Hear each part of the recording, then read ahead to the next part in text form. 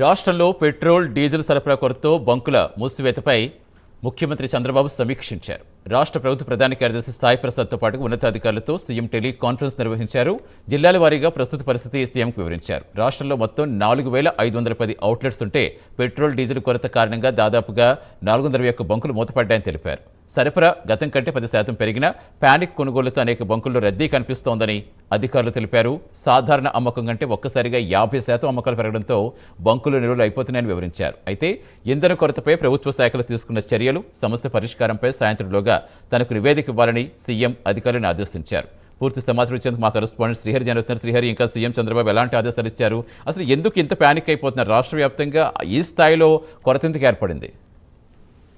రాష్ట్రంలో ఏదైతే petrol, diesel సరఫరా కొరత పైన ఏదైతే బంకులు మూసివేతపై సీఎం చంద్రబాబు అధికారులతో సమీక్షా సమావేశం నిర్వహించారు. అయితే ఏదైతే ప్రభుత్వ ప్రధాన కార్యదర్శి సాయి ప్రసాద్ తో పాటు ఉన్నతాధికారులతో సీఎం చంద్రబాబు టెలికాన్ఫరెన్స్లు, అదేవిధంగా జిల్లాల వారీగా ప్రస్తుత పరిస్థితిని అధికారులు సీఎం చంద్రబాబుకి అయితే వివరించారు. జిల్లాల్లో ఉన్న పరిస్థితులు ఎలా ఉన్నాయనే దానిపైన రాష్ట్రం మొత్తం మీద చూసుకుంటే 4510 అవుట్లెట్స్ ఏవైతే ఉన్నాయో పెట్రోల్ బంకులు ఉండగా వీటన్నిటిలో కూడా మొత్తంగా డీజిల్ కొరత కారణంగా దాదాపు 421 బంకులు మూతపడ్డాయని చెప్పని అయితే వాళ్ళు తెలుపుతున్న పరిస్థితి కనపడుతుంది.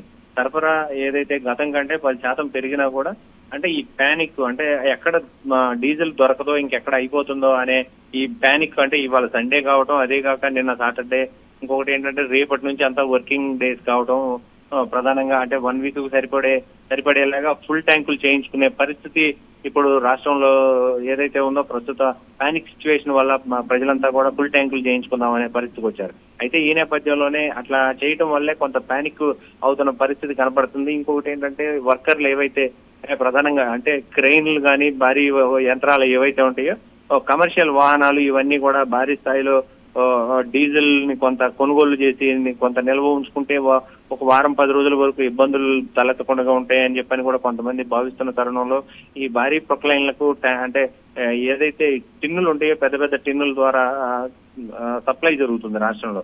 ఈ నేపథ్యంలోనే అవంతా కూడా కొంత నిల్వలు ఉంటున్నాయి.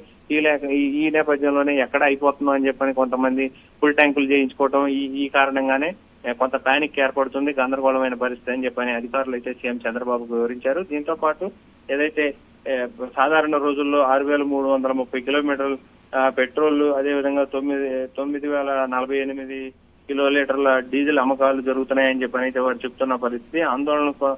ఆందోళనతోనే ఈ కొనుగోళ్లు పెరిగాయి అని చెప్పని కూడా అధికారులు సీఎం చంద్రబాబుకు వివరించారు. మొత్తంగా 50% అమ్మకాలు పెరగడంతో బంకుల్లో నిల్వలు కూడా అయిపోతున్నాయని చెప్పని సీఎం చంద్రబాబుకి అయితే వీళ్ళు వివరిస్తున్న పరిస్థితి. కానీ ఏదైతే ఈ పానిక్ కొనుగోళ్ల కారణంగా సరఫరా పెరిగే వినియోగదారులు అనేక చోట్ల బారులు తీరి కొనుగోళ్ల కోసం ఇబ్బందులు పడుతూ ఉన్న పరిస్థితి అయితే కనబడుతుంది. ఆక్వా రంగంలో కూడా డ్రమ్లలో కొనుగోళ్లు ఏవైతే ఉన్నాయో ఇవన్నీ ఆక్వా రంగం కానీ, అదేవిధంగా కొన్ని కన్స్ట్రక్షన్స్ లేదంటే ఏదైనా నిర్మాణ రంగాలతో పాటు ఏవైతే భారీ ప్రొఫైన్లు వీటన్నిటికీ కావాల్సిన ఏదైతే ఉందో వాటి ట్రాన్స్పోర్ట్ రంగంలో కూడా కొంత ఈ డీజిల్ అయితే కొనుగోలు చేసి నిల్వలు ఉంచుకుంటున్న పరిస్థితి. ఈ నేపథ్యంలోనే ఎక్కడ అయిపోతుందో, వారి పనులు ఎక్కడ ఆగిపోతాయో అనే నేపథ్యంలో ఇవంతా కూడా పానిక్ ఏర్పడుతుందని చెప్పని అయితే అధికారులు చెప్తున్న పరిస్థితి. దీని మీద వెంటనే తగిన చర్యలు చేపట్టడం ఒకటి, ఇంకొకటి ఏంటంటే నిల్వ ఎక్కడ కూడా సరఫరాకి అంతరాయం కలగకుండా చూడండి అని చెప్పని కూడా సీఎం చంద్రబాబు అయితే చెప్తున్న పరిస్థితి కనబడతా ఉంది. Right, thank you Srihari.